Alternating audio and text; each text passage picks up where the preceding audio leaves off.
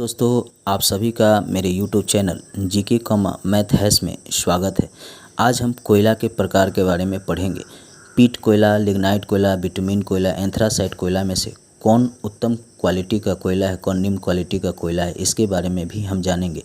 कोयला के प्रकारों को किस आधार पे अलग किया जाता है, इसको भी हम जानेंगे। इस वीडियो को लास्ट तक देखिएगा, लाइक सब्सक्राइब और शेयर कीजिएगा। सब्सक्राइब को घंटी को जरूर दबाइएगा ताकि अगला वीडियो आप तक पहुंच सके। दोस्तों को भी शेयर कीजिएगा, फेसबुक व्हाट्सएप पर भी इसे शेयर कीजिएगा। धन्यवाद दोस्तों। ये अब हम गैर वाणिज्यिक ऊर्जा के बारे में जानते हैं। 60% जलाऊं लकड़ी से ही गैर वाणिज्यिक ऊर्जा की प्राप्ति होती है।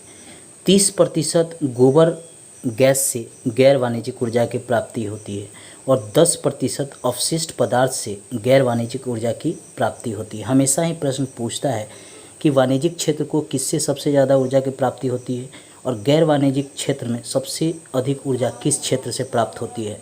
तो वाणिज्यिक क्षेत्र में ताप विद्युत से और गैर वाणिज्यिक क्षेत्र में जलाऊं लकड़ी से। कोयला हाइड्रोकार्बन से निर्मित एक ठोस संस्तरित शिला है जिसे ऊष्मा या प्रकाश या दोनों की आपूर्ति हेतु ईंधन के तौर पर प्रयोग किया जाता है।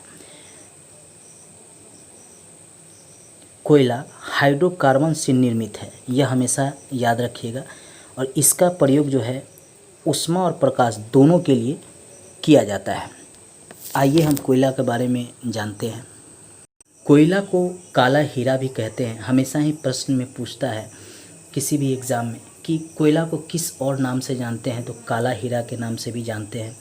कोयला में कार्बन होता है जिसके कारण इसका रंग निर्धारण होता है, काला रंग निर्धारण होता है, तथा इसकी ऊष्मीय क्षमता को भी यह निर्धारित करती है।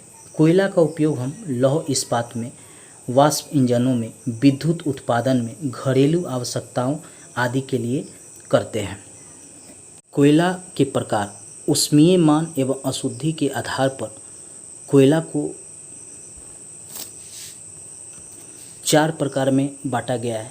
सबसे निम्न कोटि का कोयला पीट कोयला होता है जिसमें नमी की मात्रा अधिक होती है, साथ ही इसमें कार्बन जो है 40% ही होता है।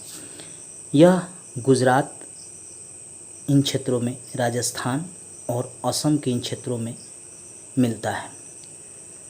दूसरा कोयला के प्रकार है लिग्नाइट कोयला, जो भूरे कलर का होता है। हमेशा एग्ज़ाम में पूछता है कि भूरा कोयला कौन सा होता है, तो याद रखिएगा लिग्नाइट कोयला भूरा होता है। जलने पर धुआं अधिक इसमें देता है, 40 से 60% तक कार्बन होता है। हमेशा ही एग्ज़ाम में यह पूछता है कि किस कोयले में कार्बन की मात्रा कम होती है, किसमें अधिक होती है, यह याद रखिएगा। इसी आधार पे कोयले को 4 प्रकार में बांटा गया है। लिग्नाइट कोयला तमिलनाडु में, ये इस क्षेत्र में नवेली, ये नवेली है। असम, ये असम का लखीमपुर है, यहाँ पे। पश्चिम बंगाल का ये दार्जिलिंग है, यहाँ पे। कश्मीर का ये केरवा क्षेत्र है जहाँ पे निकाहामा, इस क्षेत्र में यह लिग्नाइट कोयला मिलता है। प्रश्न पूछता भी है कि किस कोयला के जलाने पर धुआं अधिक निकलता है, तो याद रखिएगा लिग्नाइट कोयला। और कौन सा कोयला भूरा होता है, यह भी प्रश्न में पूछता है हमेशा, तो लिग्नाइट कोयला भूरे कलर का होता है।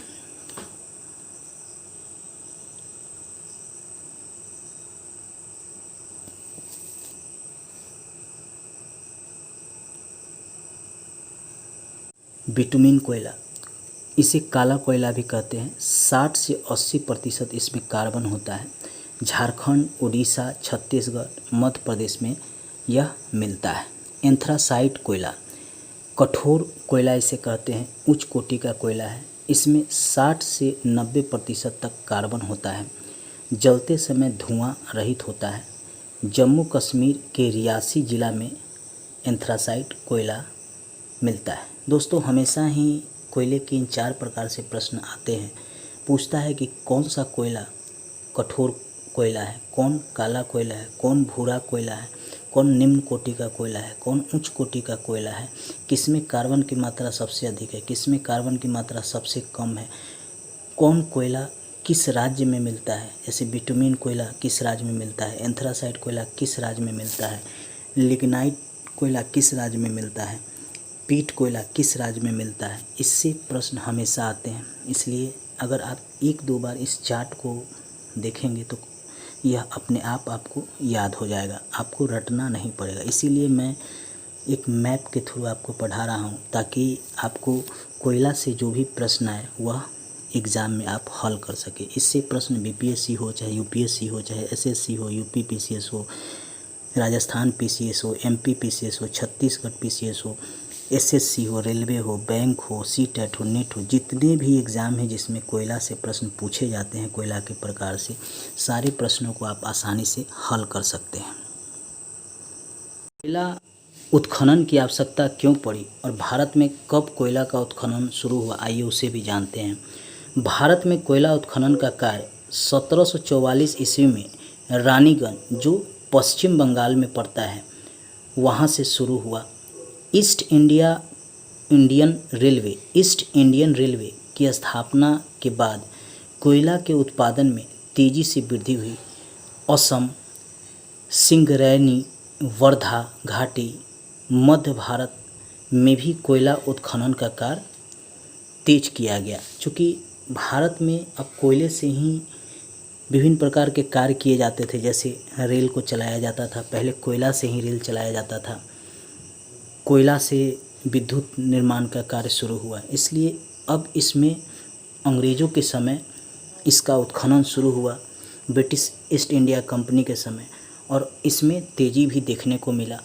आज़ादी के बाद 1956 में उत्खनन को और तीव्र करने के लिए तथा उसमें सुधार करने के लिए राष्ट्रीय कोयला विकास निगम की स्थापना की गई। याद रखिएगा, प्रश्न पूछता है कि राष्ट्रीय कोयला विकास निगम की स्थापना कब की गई थी, तो 1956 में किया गया था। और इसका कार्य क्या था, उत्खनन की प्रक्रिया को सुधारने के लिए यह कार्य कर रही थी।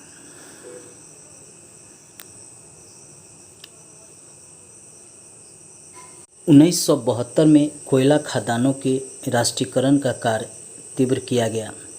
1975 में कोल इंडिया लिमिटेड की स्थापना हुई।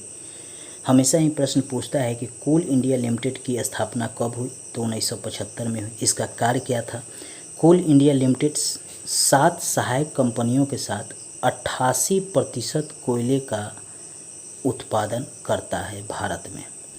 कोल इंडिया लिमिटेड 7 सहायक कंपनियों के साथ मिलकर देश का 88% कोयले का उत्पादन करता है।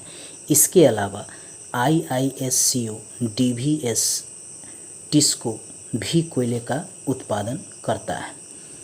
दोस्तों, मैंने कोयले के प्रकार, भारत में अभी कोयले का उत्पादन कौन कंपनी करता है, इसके बारे में भी जानकारी आपको इस वीडियो में दिया हूँ। इसके अलावा कोयले का उत्पादन कब से किया जा रहा है, भारत सरकार वर्तमान में इसके लिए क्या प्रयास कर रहा है, इसकी भी जानकारी मैंने आपको दिया। अब इससे संबंधित जो प्रश्न पूछे गए हैं विभिन्न एग्जाम में, उन प्रश्नों को भी हम देखेंगे, ताकि उन प्रश्नों के आधार पे आने वाले समय में जो एग्ज़ाम होगा, उस एग्ज़ाम में आने वाले प्रश्नों को आप हल कर सकेंगे। आइए अब उन प्रश्नों को भी देखते हैं।